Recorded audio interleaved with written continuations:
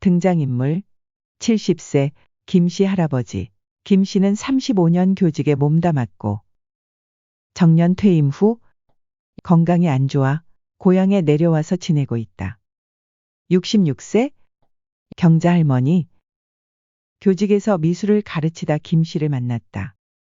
두 아들을 건실하게 키웠으며 현재는 마을회관에서 취미로 미술을 가르치고 있다. 42세 첫째 아들 현준. 결혼하여 서울에서 살고 있다. 직장 일로 항상 바쁘며 스트레스가 많은 일을 하고 있다. 40세 며느리 미연. 직장과 가사를 병행하며 두 자녀를 키우고 있다. 미연 역시 매일매일 바쁜 삶을 살고 있다. 23년 12월 31일 한가한 저녁.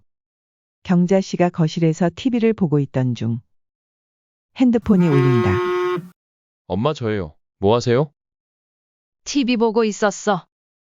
올해 몇 시간 안 남아서 전화 드렸어요. 새해 복 많이 받으세요.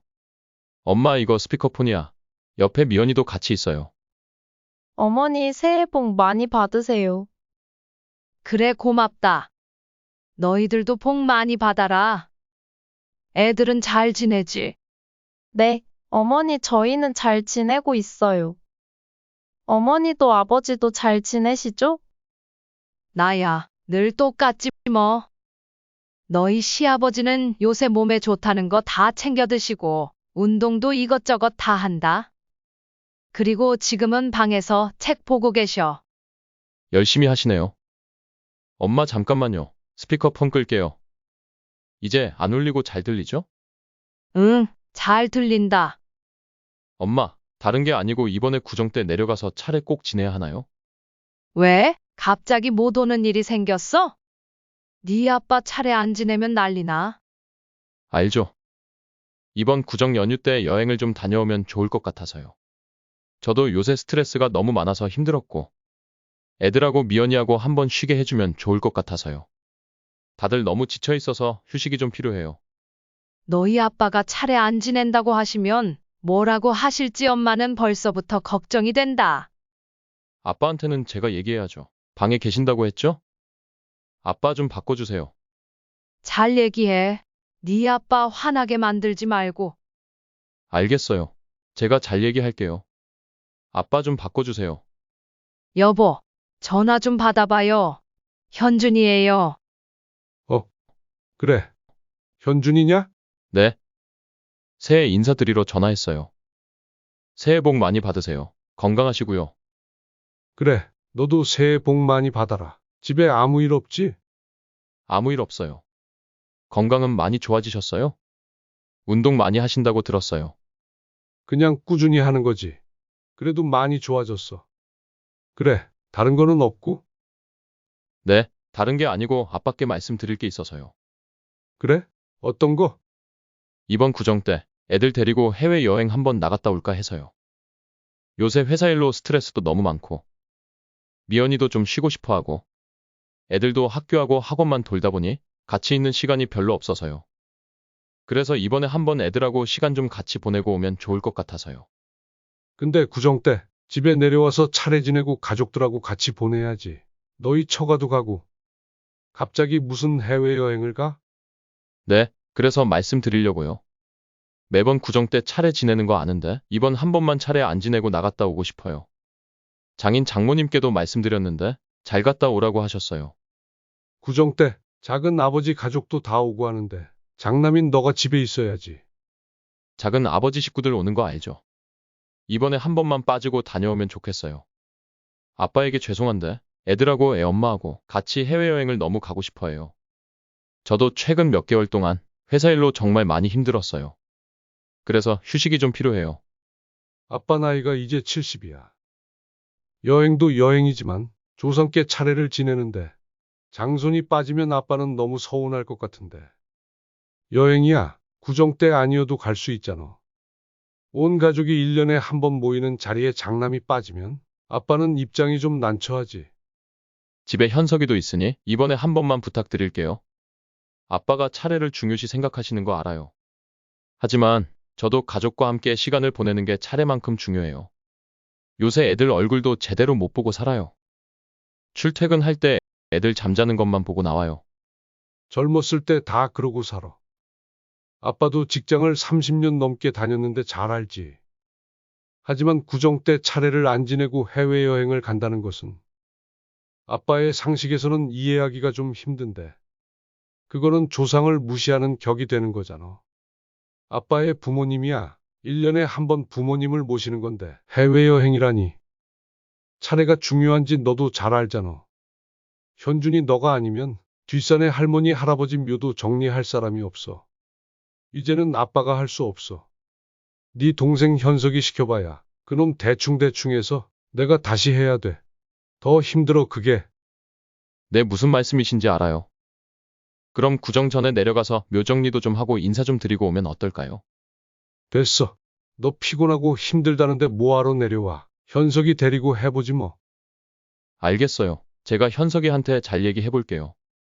저희 나갔다 와도 괜찮을까요? 그래, 알았다.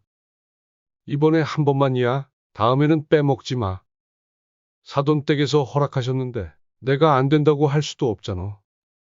이놈아, 아빠한테 먼저 물어봐야지. 처가댁에 먼저 물어보니? 네, 알겠어요. 죄송하고 감사해요. 면세점 들려서 좋은 양주 하나 사들고 갈게요. 됐어. 저 자식하고 좋은 시간 보내고 와. 여기 걱정 말고. 네, 알겠어요. 엄마 좀 바꿔주세요. 네 엄마 바꿔줄게. 네, 바꿔주세요. 그래, 현준아. 아빠랑 통화했어요. 이번에 한 번만 갔다 오라고 하셨어요. 네 아빠가 웬일이래? 노인네가 웬일로? 그래, 그럼 어디로 가는 거야? 가까운 동남아 쪽으로 가볼까 해요. 그래, 가기 전에 한번 오니? 아니요, 갔다 와서 찾아뵐게요. 그래, 알았다. 잘 준비하고. 애들하고 네 처 좋아하겠다. 아빠가 구정 때 차례 안 지내고 가는 거 허락 안 해주실 줄 알았는데. 많이 변하셨네. 예전 같으면 말도 못 꺼냈을 텐데. 네 아빠도 변하네. 아무튼 잘 됐다. 네. 엄마 이번 구정 때 못 가서 미안해요. 여행 갔다 오고 나서 내려갈게요. 그래, 알았다. 잘 지내고. 엄마 새해 복 많이 받으시고 또 전화 드릴게요. 그렇게 통화가 끝났다. 김씨 할아버지는 통화가 끝난 후 생각에 잠겨 있다. 나에게 있어 차례를 지내는 게 중요한 걸 누구보다 잘 알 텐데. 첫째 아들의 그런 계획에 조금은 실망스럽다. 설날에 온 가족이 모여서 조상께 차례를 지내고 둘러앉아서 만난 음식을 먹고 윷놀이도 하고 지내는 게 맞는 것 같다만. 지네들 가족만 해외여행을 간다니.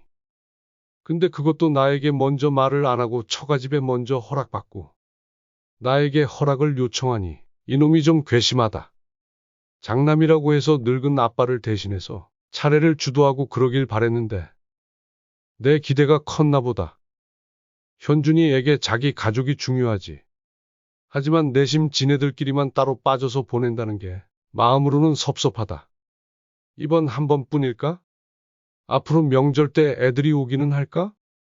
아무리 세상이 빨리 변한다 하지만 지금까지 행해온 전통을 잊지 않고 현준이가 잘 이어가줬으면 하는데 어찌 될런지 잘 모르겠다. 아들 현준의 생각은 이렇다. 예전 같으면 어림도 없을 얘기지만 아버지가 들어주시니 사실 기분이 묘하다. 이전 같으면 호되게 혼나거나 큰소리 치시는데 내 얘기를 듣고 수용까지 해주셨다. 예전에 완강하시던 아버지의 모습이 없고 부드러워진 모습이 좋지만은 않다. 늙으셨다는 것이다. 자주 찾아뵙지도 못하는데 죄송하기도 하다. 하지만 명절에 차례를 지내는 게 쉽지는 않다. 쉽지 않은 게 아니라 너무 힘들고 지친다. 나는 꽉 막힌 도로를 10시간 넘게 운전하고 와이프는 가서 쉬지도 못하고 음식만 한다.